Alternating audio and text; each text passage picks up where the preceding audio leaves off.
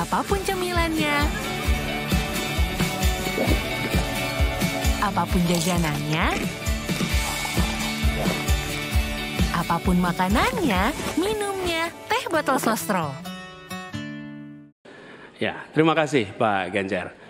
Pertama, kita harus menyadari bahwa yang disebut sebagai bansos adalah bantuan untuk si penerima, bukan bantuan untuk si pemberi.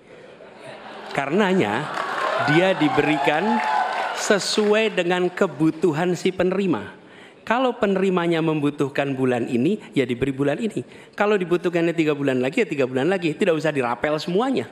Ya, dijadikan sebagai sesuai kebutuhan. Yang nomor satu, itulah yang disebut sebagai bansos tanpa pamrih. Kemudian yang kedua, pemberian bansos ini harus tepat sasaran. Artinya diberikan melalui pendataan yang baik, informasi data itu harus akurat, dan mekanisme pemberiannya melalui jalur birokrasi. Bukan dibagikan di pinggir jalan, tapi dibagikan langsung di lokasi menggunakan siapa menjadi jalur birokrasi. Kemudian yang ketiga, yang tidak kalah penting, ketika kita berbicara tentang bansos ini, harus bansos itu bisa dipastikan mereka yang miskin, prasejahtera itu termasuk di dalamnya. Jangan sampai mereka terlewatkan. Karena itu kami menyusun ini sebagai bagian dari perubahan adalah bansos plus. Angkanya ditingkatkan, yang belum masuk masih miskin dimasukkan dan diberikan bekal pelatihan, pendampingan supaya mereka pelan-pelan bisa mandiri dan hidup lebih sejahtera. Jadi kami melihat ketika sampai kepada bansos, bansos ini adalah atas nama negara. Ketika saya bertugas di Jakarta, semua paket bansos di kerdusnya diberikan label dibiayai APBD DKI Jakarta, bukan dari gubernur, dari uang rakyat lewat APBD DKI Jakarta. Jelas posisinya.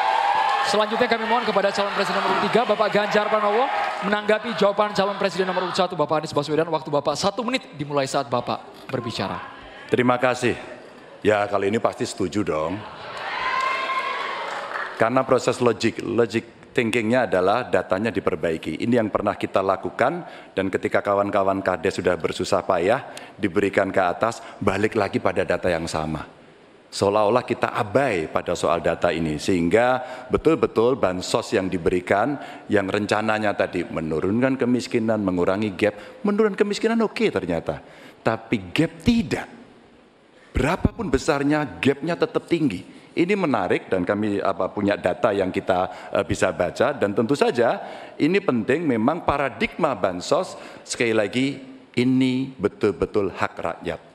Tugas negara dan pemerintah adalah memastikan itu bahwa ini adalah tepat sasaran dan tepat waktu. Tadi yang disampaikan betul. Dan kami berusul bantuannya ganti aja deh bantuan kesra, karena tugas negara itu menciptakan keadilan sosial, bukan menciptakan bantuan sosial.